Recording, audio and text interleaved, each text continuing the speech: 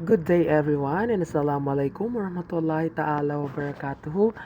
This session we will be discussing the topic under our physical education in our MAPE subject. So our topic this session is lifestyle and weight management. But before we go deeper in our discussion, I have some questions here that would be our starting point in our discussion. So first here is what activities make up your day? Do you spend time being active? Like, nauubos lang 24 hours ninyo kakascore or active ang lifestyle ninyo? Which type of food do you usually eat or ano yung klase ng mga pagkain na kinakain ninyo or do you just anything you want? Kinain niyo ba kung ano yung gusto niyo? Basta meron kayong may kitang pagkain, kinakain agad. So, these are the questions that would be our starting point. Anyway, hindi nyo kailangan itong sagutan ha. Now, let us now go deeper with our topic, which is the lifestyle and how can we manage it. But first, let us define what is a lifestyle. So, when we say lifestyle, this is the way in which an individual lives is called lifestyle. Lifestyle is simply, excuse me, the the sum of your daily habits, how you eat, how much you moved, how you handle stress, and how much you sleep. So when we say lifestyle, ito yung mga habits natin or mga usually na ginagawa natin sa araw-araw or sa pang-araw-araw nating pamumuhay. Kapag sinabi nating lifestyle, ito yung habits natin. For example, paano tayo kumain? Ano yung klase ng mga pagkain na kinakain natin?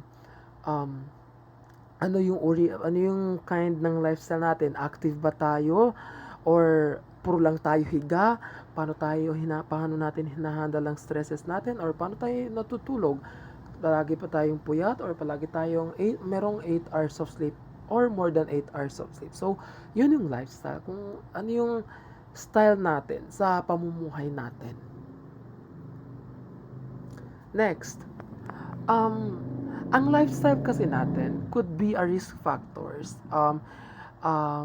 that may lead to certain diseases. Many aspects of your lifestyle can be considered risk factors. So, yung way natin ng pamumuhay natin sa pang-araw-araw could be actually a risk factor. When we say risk factor, dahilan siya para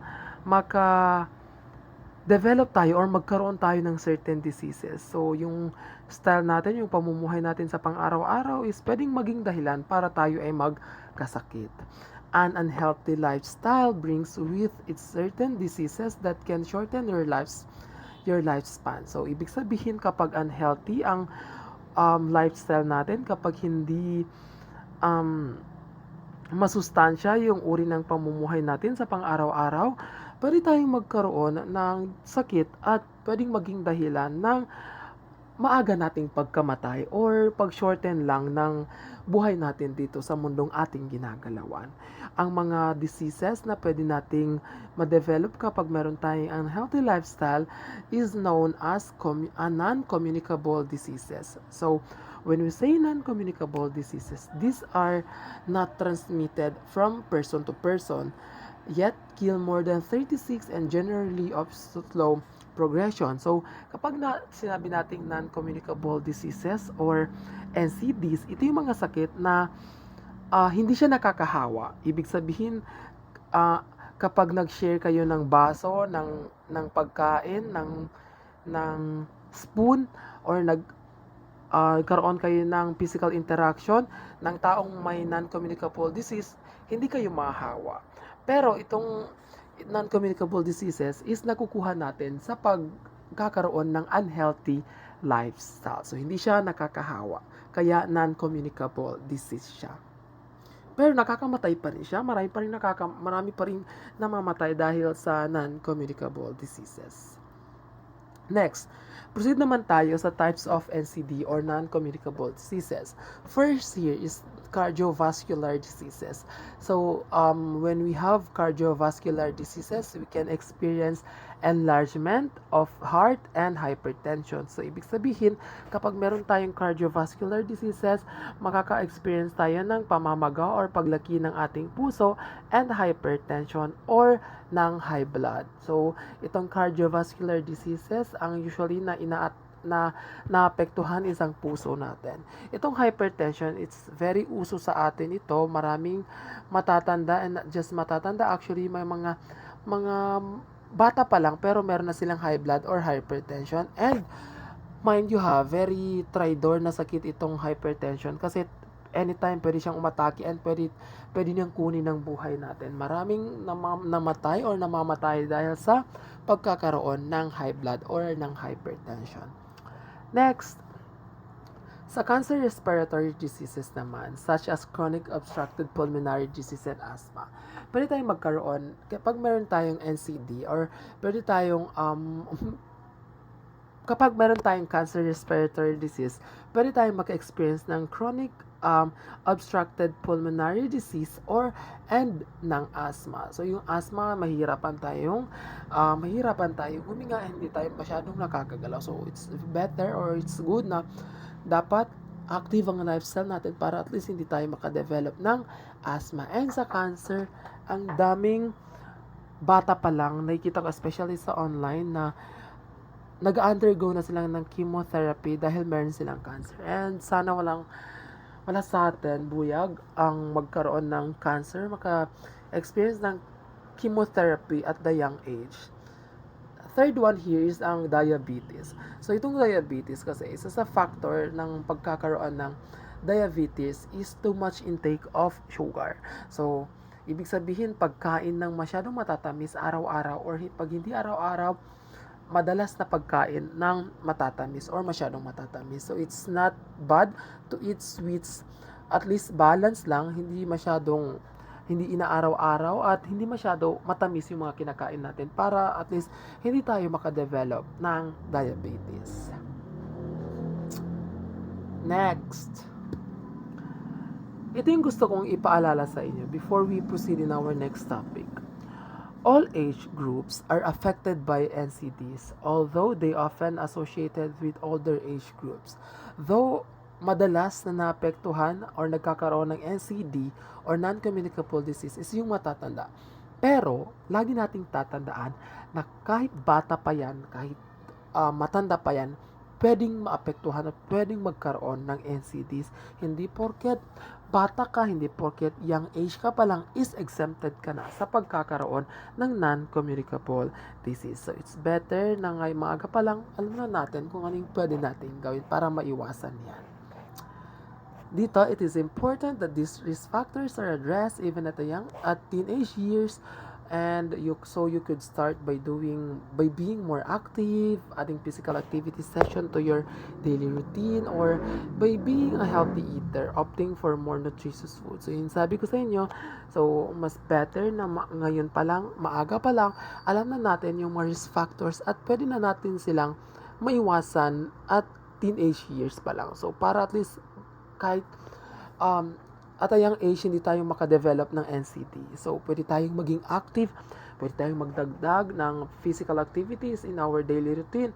Like pagkagising, exercise, Zumba, or maging sporty tayo, laro tayo ng any sports na alam natin. Or, syempre, pagiging healthy eater. Ibig sabihin, pagkain ng mga masusustansyang pagkain like prutas, mga gulay, ganon. So, kumbaga, wag natin masyadong araw-arawin yung pagkain ng junk foods. Wag natin, we shouldn't be eating too much often yung mga unhealthy foods like junk foods. Para at least, hindi tayo magkaroon ng NCD at a young age. So, it's really hard. It's really devastating to have a, non-communicable disease at a young age since, we are still young, so we should be enjoying life, not facing any diseases. Hindi nakikipaglaban na tayo sa kahit anong sakit dyan. Dapat ine-enjoy pa natin ang buhay natin at a young age. Now that we have talked about lifestyle and how can we manage our lifestyle, how can we be healthy, how can we maintain our healthy lifestyle. Now let us now proceed on weight and managing it. So ibig sabihin, we will be talking more about our timbang or our bigat and how can we manage our weight. Now, 'di ba, meron kayong kilala na meron kayong kilala bago tayo mag-start, meron kayong kilala na tao na malakas kumain pero hindi tumataba or mabagal tumaba. Ay, at may kilala kayong tao na mabilis tumaba. May mga scenario na ganun, may mga cases na ganun, may mga taong mabilis tumaba, ka, may mga taong mabilis tumaba, o may mga taong kahit anong dami ng kain hindi tumataba. Dahil yon sa metabolic responses of their body to their food intake, energy expenditure, and physiologic processes. Excuse me.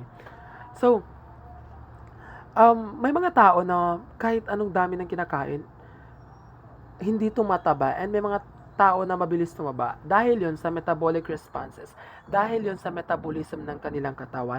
Ang metabolism ang nagpa-process ng mga pagkain natin na take natin. Kapag malakas ang metabolism natin, doon na tayo, mahirap tayong tumaba. Kasi kumbaga mabilis kinakain ng metabolism natin yung mga kinakain natin. And kapag mahirap tayong tumaba kapag malakas ang metabolism natin. Kapag mahina ang metabolism natin, doon tayo mabilis tumaba since hindi ganon kabilis kinakain ng metabolism natin yung mga